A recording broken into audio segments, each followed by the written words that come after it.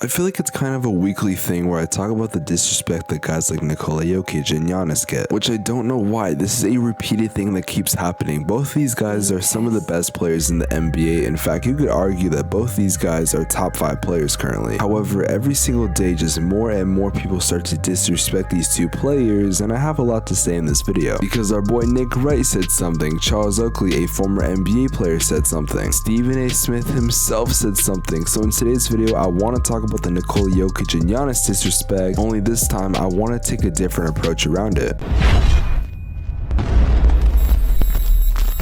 In 2001, Nas and Jay-Z were going at each other, and they were taking shots at each other ever so often. Jay-Z that year would come out with Takeover, however, Nas would come out with Ether, which is arguably the best diss track in rap history. Now, I'm not gonna rap for you guys today because I can't do that, however, this is my Ether towards the NBA media. Unlike Nas, I'm not gonna shit on Jay-Z, instead, I'm gonna shit on the NBA media. First things first, we have to talk about Nick Wright, because he said something recently about the All-Star game that was honestly just so infuriating to me, and at this point I think he's just reaching. For those of you that don't know, in the All-Star game in the 4th quarter, Nikola Jokic did not get that many minutes. Now, I would like to point out the fact that Nikola Jokic really isn't an All-Star game player. I mean, yeah, it's cool to have his funny moments ever so often and have cool passes, but I mean, if you look at the way he plays, it's a very slow and just smart approach to the game, and in the All-Star game, obviously, it's just a lot of dunking and throwing passes and stuff like that, which is fine. I really don't see an issue with that. And Nick Wright was talking about Nikola Jokic the other day, and I thought he was trolling when he said this, because this is something I feel like Skip Bayless would say. I'm gonna just play the clip because I have so much to say and I'm just about ready to lose it. Broussard, when am I getting my apology?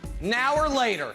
And you're gonna have to deliver it, but it's gonna be on behalf of a lot of people. I've been called someone that can't appreciate basketball if it's not in a big market, if it's not Steph or LeBron. I've been called all these things because I've said some very clear and obvious truths about Nikola Jokic. No. See, you call him the worst MVP of the last 35 years is not a clear truth. You saying that him winning MVP, let alone would be bad for the NBA, is not a clear truth. Let's start with the fact that this is the fucking All-Star game. The All-Star game, you know, the game where practically no one cares and they're just throwing up slam dunks and trying to get highlights. I swear to God, whatever you're gonna say about Nikola Jokic, if you try to say something like, oh, Jarrett Allen is better because of this, just shut the fuck up already, because again, I don't think we should let the NBA All-Star game, out of all things, decide whether or not Nikola Jokic is a bad player, because then again, like I said earlier, Nikola Jokic is not an All-Star game player. Listen, I love Jarrett Allen, and me and him share the same interest in wearing an outfit that looks like we just got done at a Walmart run at 11:49 p.m., but I'm sorry, he's not better than Jokic. And it's not like that's even a bad thing. Nikola Jokic is arguably the best center next to Joel Embiid, and some people would even say he's better than Joel Embiid. And if you ask me, I think it's a very close race, even though Jokic has way better stats than Embiid, and no one wants to talk about that, but that's not a conversation y'all are ready for. This was going for 5 minutes of Nick Wright just talking about how Monty Williams didn't want to put in Nikola Jokic, and just stretching the fact that Nikola Jokic playing in the 4th quarter of the NBA All-Star game, not the finals, not the playoffs, not a crucial game, the NBA All-Star game. You know, the game where people don't give a fuck until the 4th quarter or the final minutes of the quarter because of the charity thing they were doing. I don't want to hear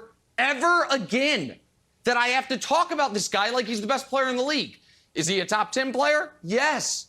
Do I respect this game? Absolutely. No, see, you don't respect this game whatsoever. And I'm not saying, to your point, that you have to just talk about a player constantly every single day. I'm not trying to say that first things first, whatever the fuck your weak ass show is called, that you have to be like Skip Bayless and talk about LeBron except Nikola Jokic in a positive way. No one wants that. We just want you to respect Nikola Jokic, and you clearly do not respect nor him or his game, and it's blatantly obvious. Do not try to turn this around like, oh, I respect his game, however, and I'm gonna criticize him for some stupid shit. I swear, when I hear Nick Wright's voice, I want to slam my head into a fucking wall. It's that bad. I swear, it's every other day that I'm seeing Nick Wright has to say something about Nikola Jokic. You do what Skip Bayless does, except not to an as bad degree. Now, about 4 minutes before that, when he was getting into, I guess, his intro of what he was gonna say, he said that a bunch of people said that he was like racist or something like that. He didn't word it like that. He said, oh, I've been called these other names and like, I guess, disrespect protecting Nikola Jokic's homeland? See, I don't know anyone that's called you that, but I know we've said two things. Either A, people think you're xenophobic, which is gonna be a big point in this video, and number two, I've called you a Caillou ugly ass looking bitch. Yeah, I've said it before, and I'm gonna say it again, you're a bitch, period. And what are you gonna do? You're 5'11", 37 years old, you know nothing about basketball. Honestly, you're a little boy to me. Oh, and since we're calling Nikola Jokic the worst MVP, let's just call you the worst NBA analyst I've seen in 35 years. And there are some terrible analysts. I'm just gonna move on from Nick Wright because this dude is a waste of all of our time. And as I say that, we're transitioning into Stephen A. Smith. Yeah, these transitions aren't that good. So now we're talking about Stephen A. Smith and what he said about Giannis. This was completely random yesterday, and a subscriber actually added me on Twitter on that, so shout out to, I think J Money was his name. But the question today was, who is the best player in the NBA? And Jalen Rose was arguing that it's Giannis. And I gotta say, he hit on all of his points, because when he said stuff like Joel Embiid's been averaging these good numbers, however, Giannis has been doing this every single year, he's not wrong. And to me, the best player in the NBA isn't just skill, it's a combination of other things. And if you ask some people, they're gonna say Giannis, and I'm kind of in a mix right now, you know, it's between Giannis or Jokic or Embiid and just all these other guys. However, if you were to ask me on a Wednesday afternoon, I might say Giannis. As a matter of fact, nah, fuck that. I'm taking Giannis. He's honestly the best player in the NBA. Jalen Rose was also talking about the fact that the Bucks and Nets had played last year in the playoffs, and now Giannis did really well. Stephen A. Smith's argument was talking about Kevin Durant and how, oh, if he had a size 12 or 13 shoe, that he would have made that three-pointer and it would have sent Milwaukee home. Which I've heard this argument about 1,000 times, and I'm gonna say this because no one likes to talk about the fact that Kevin Durant shot 0 for 6 in overtime of that game 7. And can I blame him? No, the man was playing what, like 50 minutes per game, so I'm not even gonna blame Kevin Durant. I'd be dead too at that point. However, he had a chance, that team had a chance, and the Bucks ended up just winning. Stephen A., you and I both know that the NBA is a what if game. We have no idea what's gonna happen if Kevin Durant hits that 3. Maybe Giannis gets an alley-oop game winner like DeAndre Ayton did. You have no idea what was gonna happen if Kevin Durant ended up hitting that 3. However, that's not why I'm mad. I've heard this argument multiple times, and Stephen A. Smith would just be the 11,000th time that I've heard this. It's when he would say this. You know good and well Giannis ain't KD. Let's stop. Let's pump the brakes now.